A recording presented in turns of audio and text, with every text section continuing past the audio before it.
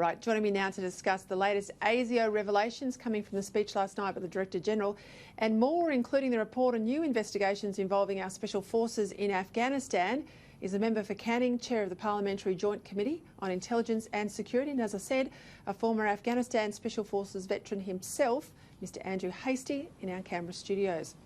Andrew, I want to start, if I can, please. Great to have you as always. Let's start with the ASIO Director-General's threat assessment, the annual update last night. There was a lot of meat in his remarks. You, of course, would know it from the briefings available to your department. The government has chosen not to name China. I've named them on the show tonight. Someone could correct me if I'm wrong. Are you prepared to say or name the country that's causing us so much grief with spies in our midst? China. It's very obvious. And I should correct you there, Peter. My committee, not my department. I'm on the backbench. But I was there last night with my Deputy Chair, Anthony Byrne, at the speech. It was a very comprehensive speech, but it had lots of active language. This was Mike Burgess, the ASIO Director-General, putting his stamp on the organisation, and he concluded with a very strong line: if you're conducting espionage or foreign interference in Australia, ASIO and our partners will be hunting you.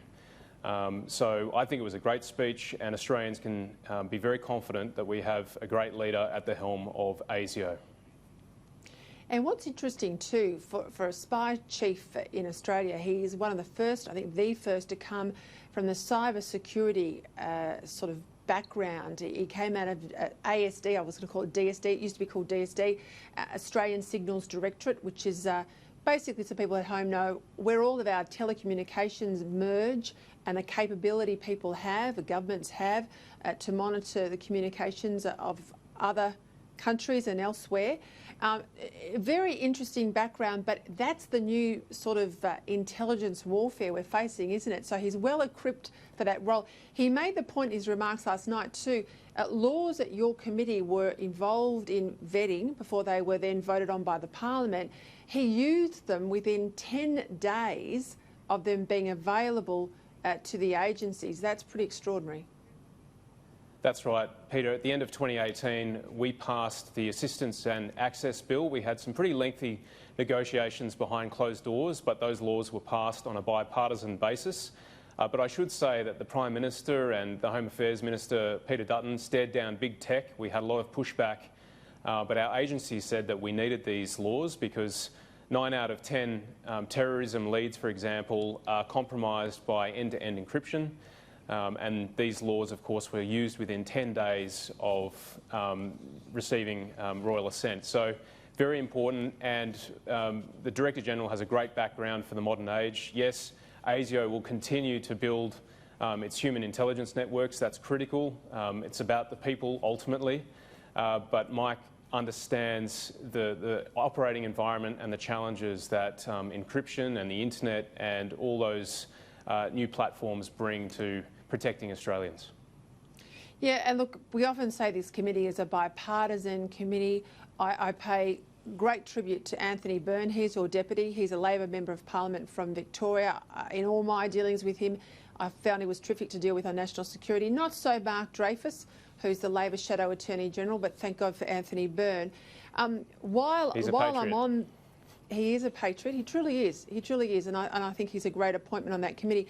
Before we move off, I did find it interesting to say that Islamic terrorism or threats of Islamic terrorism have plateaued, but we've seen a doubling of the investigation into plots this year as opposed to last year. If that's plateauing, that worries me. That's right. Well, the language is important here. Plateauing at an unacceptable level. So the risk is still very high. The threat level is probable, which means there are people with the intent and capability to conduct terrorism on our shores. That includes Islamic radicals right through to neo-Nazis. The neo-Nazis are a much smaller subgroup, but it was important that the Director-General noted that because, of course, last year we saw the Christchurch shootings, and we can't allow that to happen on our shores. And I strongly recommend Australians out there to read the speech themselves. It's been refracted differently through various media outlets, so get back to the primary sources, read the speech itself. It's a very comprehensive look at the threats we're up against. Spot on. I agree. Primary source is better than anything else, and I'll put it up on my Facebook page for people who want to read that speech. I commend it to you, as Andrew just did. I want to move on to the other issue because obviously late in the afternoon we had that report emerge in the Senate. It's an investigation into allegations. We're talking about 55 odd instances of unlawful killing and other offences, it's claimed, against multiple civilians and prisoners in Afghanistan by Australian Special Forces. What can you tell us about this tonight? Well, look, this is a very significant report that was tabled in Parliament today. It details that 55 separate incidences of unlawful killings or cruelty towards prisoners has been conducted, or at least alleged. 338 separate witnesses. This is a very significant report that sort of telegraphs potentially what might come out when the Inspector General, or the Justice Brereton, in fact, who's heading up the inquiry, hands down his report. So I can't talk about any individual cases, of course, no, or what the outcome might be, but certainly this is serious, and it's worth at this point emphasising that the rule of law applies equally to civilians and soldiers. When we deploy, we wear the Australian flag on our left shoulder, and so it's really important that we're held to account if wrong has been done. And moreover, if these are just rumours, then those who have,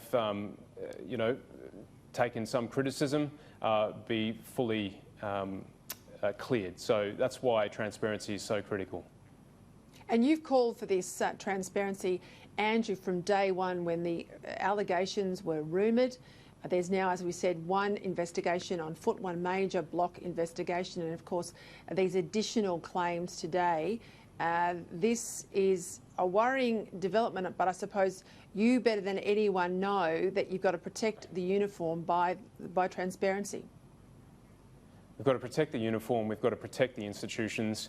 We need a Special Forces regiment. We need the SAS, we need the commandos. It's a really important part of our national security architecture, and so to preserve it, we need to be held to high standards, and that's why this is going on. And so, yes, I support it.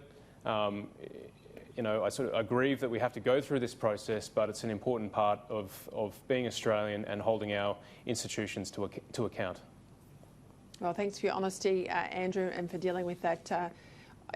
You've worn the uniform. It must be a difficult issue to cop on a program like this, but thanks very much for your time. If I may, Peter, just very quickly, the Inspector General's report specified it wasn't looking at mistakes done in the heat of battle. It was looking at, cruelty or unlawful killings conducted with prisoners outside of those circumstances, so it's very targeted. Okay. Andrew Hastie, again, thanks very much for your time tonight.